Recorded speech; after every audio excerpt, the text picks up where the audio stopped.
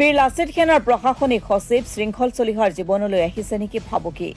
শৃংখল চলিহাৰ নিৰাপত্তাৰ বাবে চলিহাৰ বাসগৃহলৈ আৰক্ষী বিভাগে দুগৰাকী দেশৰক্ষী পঠিয়াই দিয়াৰ কাৰ্যৰ পিছতে উঠিছে এই প্ৰশ্ন কালি দুগৰাকী পিএছঅ শিৱসাগৰ আৰক্ষীৰ ফালৰ পৰা পঠিয়াইছিল যদিও শৃংখল চলিহাই দেশৰক্ষী ল'বলৈ অমান্তিক হয় বুলি সদৰি কৰিছে আজি পুনৰ গুৱাহাটীৰ পৰা স্পেচিয়েল ব্ৰাঞ্চৰ দুজন দেশৰক্ষী শৃংখল চলিহালৈ প্ৰেৰণ কৰে কালি সন্ধিয়া সামাজিক মাধ্যমত শৃংখল চলিহাই মন্তব্য কৰিছে মোক অসম আৰক্ষীৰ দেশৰক্ষীৰ প্ৰয়োজন নাই দুয়োজনক মই সন্মানেৰে ঘৰলৈ যাবলৈ দিছো বীৰ লাচিত সেনাৰ সৈন্যৰ সাহস আৰু ত্যাগে মোৰ নিৰাপত্তা ধন্যবাদ জয় আই অসম শৃংখল চলিহাৰ স্পষ্ট কথা দেশ জাতিৰ বাবে শ্বহীদ হ'বলৈও সাজু আছো কোনো বাংলাদেশীয়ে মোক হত্যা কৰিম বুলি যদি ভাবিছে তেন্তে শৃংখল চলিহা অকলে নমৰে 2-4জনক লগত লৈহে যাম এটা কথা যিটো ৰঙৰ গুলি মোৰ বুকুত সোমাব সেইটো ৰং অসমত নাথাকিব যুঁজিব আৰু মৰিবলৈও সাজু আমাৰ যুঁজ সদায় চলি থাকিব খিলঞ্জীয়া জনগণে মোক নিৰাপত্তা দিব বুলি মন্তব্য কৰে শৃংখল চলিহাই আমি কৈ দিওঁ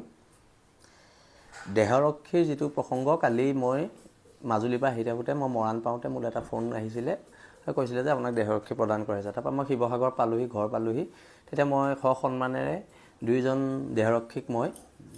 ঘৰলৈ যাবলৈ ক'লোঁ মোক দেহৰক্ষীৰ প্ৰয়োজনীয়তা নাই বুলি ক'লোঁ তাৰপৰা আজি ৰাতিপুৱা আকৌ দুজন দেহৰক্ষী দিছে আৰু মোক কৈছে যে আপুনি ল'বই লাগিব আপোনাৰ জীৱনৰ প্ৰতি ভাবুকি আছে মৌলবাদীৰ ভাবুকি আছে বুলি এনেধৰণৰ এষাৰ কথা কোৱা হৈছে এতিয়া কথাটো হৈছে কি দেশ জাতিৰ বাবে শ্বহীদ হ'বলৈ মই সাজু আছোঁ দেশক লৈ জাতিক লৈ কোনো ধৰণৰ কম্প্ৰমাইজ কৰা নহ'ব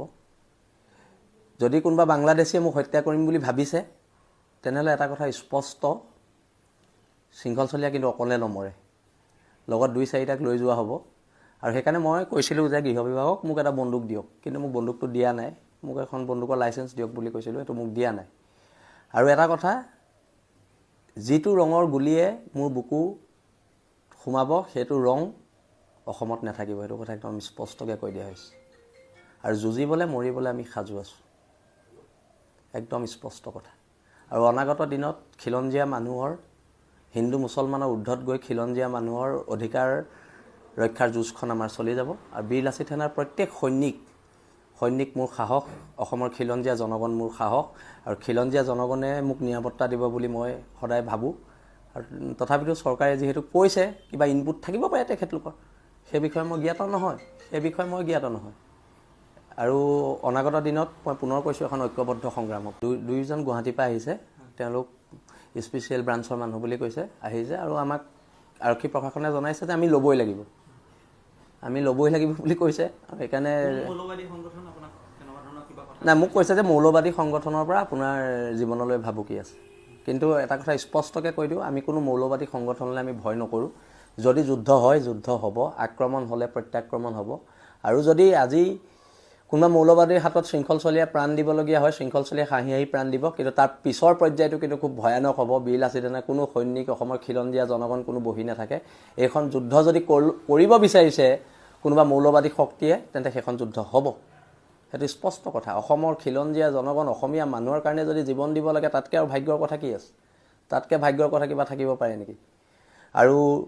এটা কথা স্পষ্ট মই পুনৰ কৈ দিছোঁ প্ৰত্যেক মৌলবাদী সংগঠনক মই সকীয়াই দিছোঁ এটা কথা আমি যুঁজৰ কুকুৰা হয় আমি যুঁজত মৰিম কিন্তু আমি অকলে নমৰোঁ সেইটো কথা একদম স্পষ্ট